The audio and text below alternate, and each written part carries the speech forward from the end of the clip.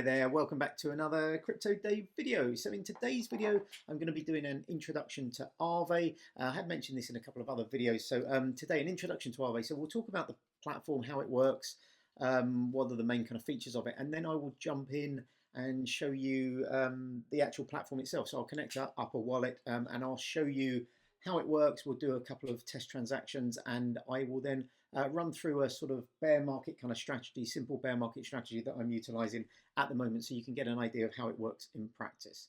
So first thing first, what is Aave? So Aave is a decentralized non-custodial liquidity market protocol. Now that's a bit of a mouthful, so let's break it down into its constituent parts. So essentially it's decentralized. So it runs on the Ethereum blockchain and also a number of other blockchains now, including a lot of layer 2s on Ethereum, such as Base and Arbitrum. There's no single person or company in charge. It's governed by a community of token holders. Secondly, it's non-custodial. So this is probably one of the most important parts. So when you use Aave, unlike a platform like kind of Binance, you don't send them your crypto. Nobody else holds it. You connect your own wallet. I use MetaMask, but there are other wallets that work with it. And you're the one that holds the keys. So you interact with the kind of platform from your own wallet. There's no KYC or anything like that. And then lastly, it's a liquidity market. So you can think of it as a huge global automated pool of money. So users can deposit their crypto assets into it, be that Ethereum, USDC, or anything else, to provide liquidity and earn interest. And other users can borrow from that same pool. So in simple terms, the short version, Aave connects people who want to lend their crypto to earn interest with people who want to borrow crypto. And this happens automatically through smart contracts. There's no banks or credit applications needed. As I said, there's no KYC. You connect your wallet and you can interact directly with the protocol. So when you first go into Aave, this is what it will look like. If you haven't connected your wallet, it'll have a little connect wallet button up here. You can see here that I've already connected a wallet to this, but you connect that MetaMask I'm using in this instance, but you can connect whichever wallet you want to that. And then your assets that you can supply will appear, and then assets that you can borrow will appear here. So essentially, supply is on the left. These are the assets you can supply. Once you've supplied them, they show up here, and then assets you can borrow listed here on the right hand side. And again, once you've borrowed something, it will show up here. Now, the main thing to be aware of is this drop down. So this allows you to select between different chains. So you can see we're here on Ethereum mainnet, but you can jump between different chains, Prime, Plasma, Base, Arbitrum, lots and lots of different kind of chains. I'll let you have a look at those separately.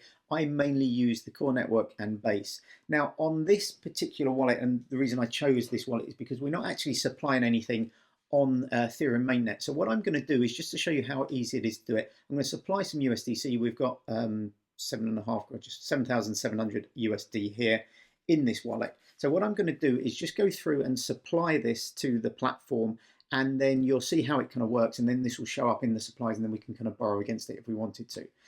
So first things first, just click supply. I'm going to supply the maximum amount. You then have to do 2 transactions. So you approve USDC to continue. That has now popped up my MetaMask wallet. You won't see that because it opens up in a different window. I have that connected to a hardware wallet, so I'm just going to have to go through and approve those. It might take a second or so. So that's now approved. We now supply it. So there's a 2-step process. You approve the USDC or whatever coin you're going to deposit, and then you go through and supply it. So I'll just click confirm. And again, I'm just going to go through via my hardware wallet here to confirm that transaction. That's now been submitted. It'll take a few seconds to go through. This is on Ethereum mainnet, so it can take a little bit longer than maybe something like kind of Base. But you can see here now my transaction is now completed. It says that on the wallet, and you can see here all done.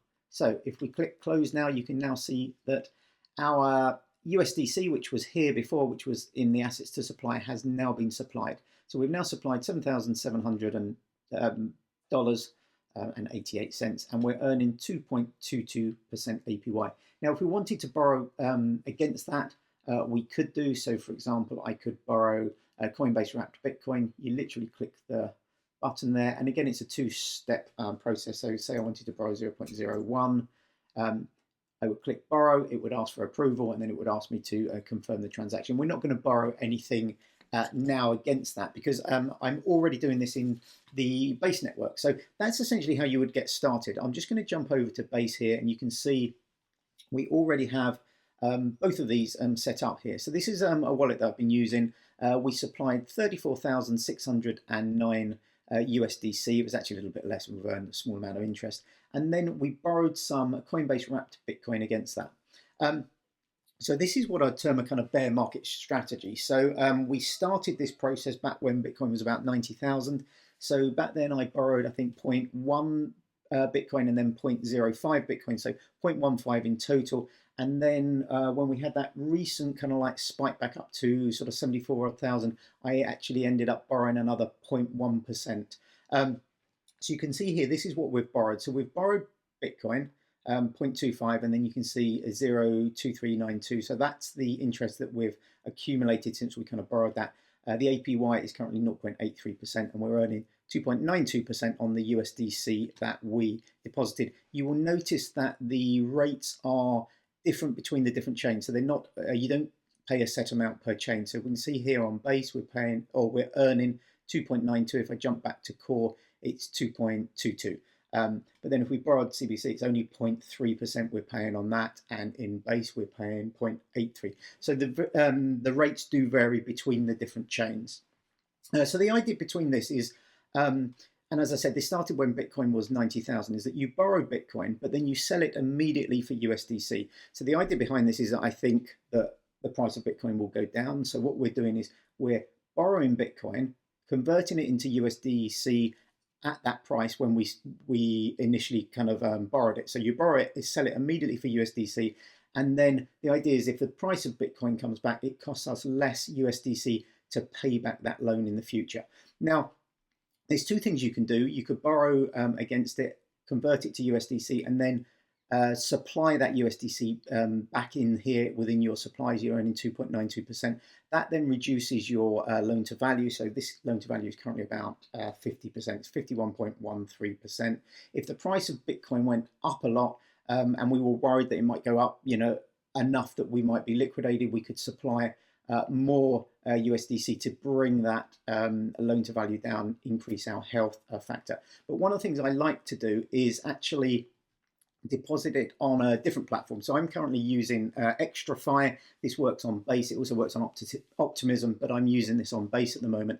And the reason I do that is very simply, the rates are slightly better on XtraFi than they are on Aave. So you can see here, Aave we're earning 2.92%, on XtraFi we're earning 3.92%, so 1% more. But also it gives me a very quick snapshot of what I've borrowed, how much, and how much that's worth. So I have a note of what I sold this Bitcoin for. So this 0.25 in total Bitcoin, I sold for a total of $20,399.